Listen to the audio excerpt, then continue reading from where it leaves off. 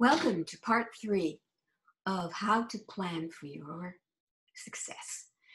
If you are an entrepreneur or you are guiding a nonprofit NGO or a community project, you need to plan. In our first of the series, we talked about the mission and the vision and how the vision was long-term, the mission was about 5 years ahead. We then talked in the second of the series about goals and objectives, with goals being 2 and 3 years ahead, and each objective being 1 year to achieve the goals that you had set out. In this, the third in the series, we're going to talk about tasks, these small incremental tasks that make up the success of each objective for the year.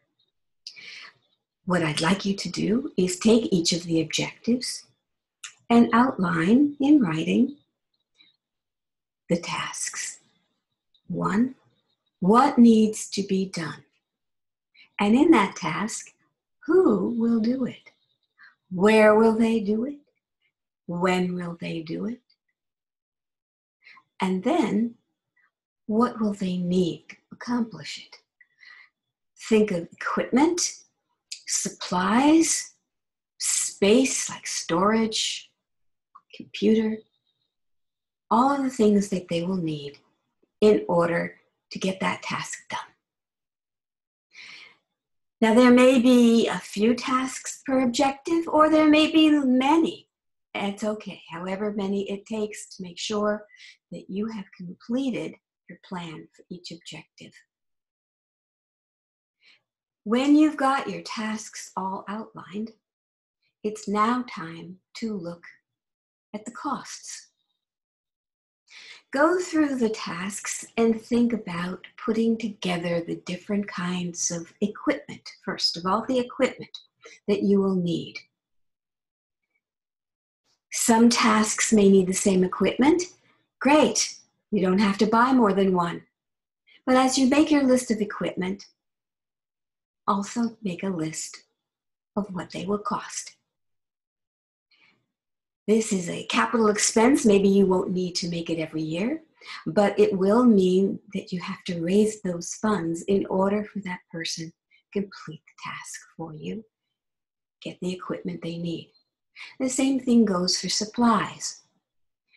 Some of it may be office supplies, some of it may be supplies to build or to create, to make. Everything that you're going to need to create that success needs to be given an amount of money to purchase it.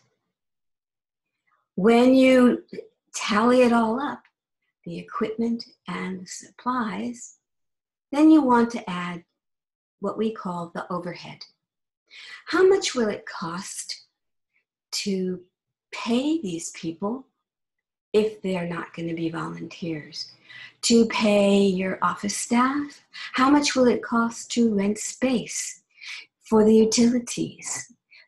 For the apps on your phone? For the computer? All of that is your overhead that needs to be in your budget. And you're going to add them all up for each objective, and you're going to be able to put together what you need for each year. Say you're going to go and do it for year 1, and you're a startup. You have nothing. Great. Start with what you're going to need. Think it through. Put the dollar or whatever money you use to each of those items. Add them up, and you'll have what it costs.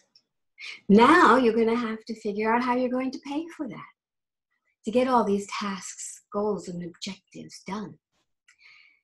That's where you look at the revenue. Where is it going to come from? How much do you need to cover your costs? Which foundations might help you? Which sponsors? How much do you feel you're going to get in income from what you sell in your business? All of those items need to be written down as part of your budget. And as you add them up, you want to make sure that your revenue, your income, matches your costs and perhaps a little more, because you'll be needing to use some of that money immediately in year 2. So your tasks are very much part of your budget. Your budget is very much part of your vision. Don't let it happen by chance. Write it out, have it there, and be able to show it to people who might like to invest in what you do.